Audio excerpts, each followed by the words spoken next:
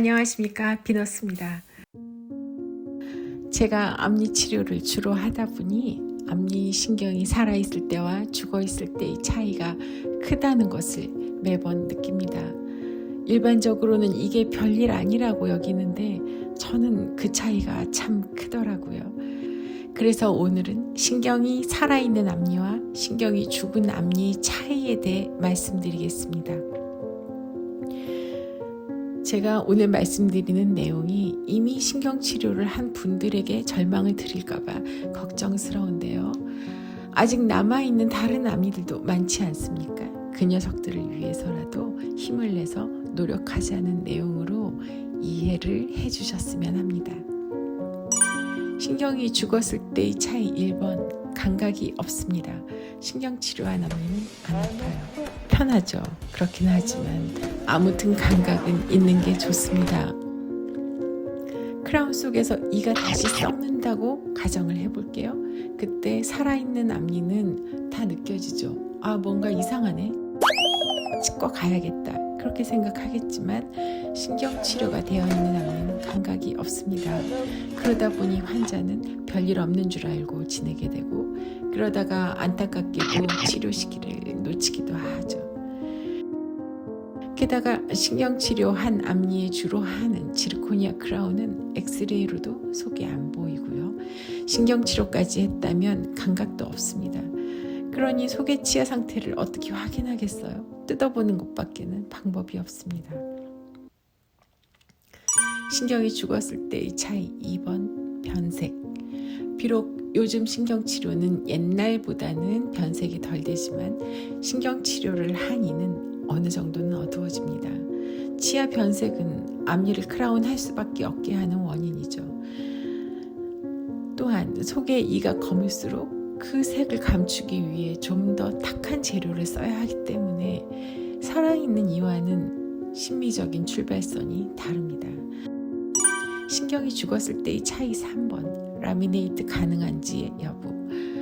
살다 보면 미용 목적이 아니더라도 치료 목적으로 라미네이트 또는 크라운을 할 일이 있을 겁니다.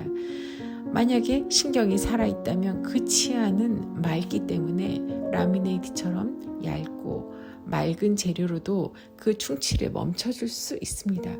그렇지만 신경이 죽고 어둡다면 그 이는 라미네이트에서 끝나지 않고 크라운까지 가야 합니다.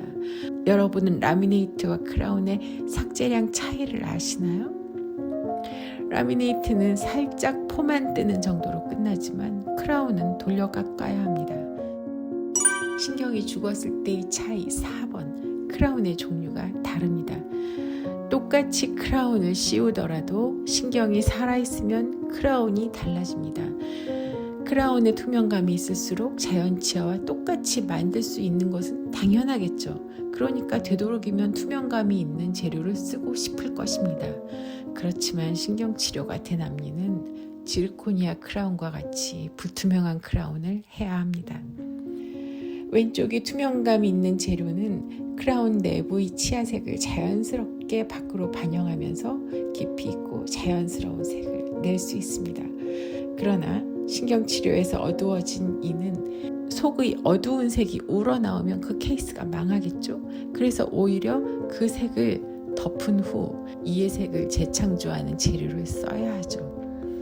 그러니까 살아있는 이해하는 크라운과 죽은 이해하는 크라운은 발색의 메커니즘이 다른 것입니다. 그럼 지르코니아 크라운은 나쁜 것인가요? 라고 물어보실 분도 있겠죠. 아닙니다. 그게 아니라 변색된 치아에 최적화된 재료가 지르코니아 크라운입니다.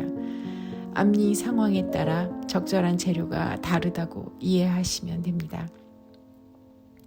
신경이 죽었을 때의 차이 5번, 치아 삭제량이 다릅니다. 아까 신경의 생사 여부에 따라 크라운의 종류가 달라지는 것을 말씀드렸습니다. 그런데 여기서 크라운마다 치아 삭제량이 다릅니다. 지르코니아 크라운이 올세라믹 크라운보다 삭제량이 많습니다. 왼쪽은 장석류 올세라믹 크라운의 삭제이고 오른쪽은 지르코니아 크라운의 삭제입니다. 자, 그럼 여기서 정리를 해보겠습니다. 신경의 생사 여부에 따라 크라운이 결정이 되는데 크라운은 또 치아 삭제량을 결정하기 때문에 결국 치아의 생사 여부에 의해 남는 치아의 양이 다르다는 결론에 도달합니다. 이와 같이 신경의 생사 여부에 따라 앞니 치료의 많은 부분이 달라집니다.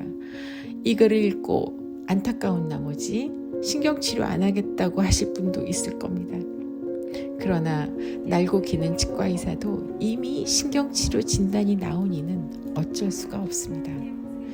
환자가 할 수 있는 일은 신경치료 진단이 떨어지기 전에 미리미리 앞니를 아끼는 것입니다. 오늘은 여기까지입니다. 오늘 내용이 마음에 드셨기를 바랍니다.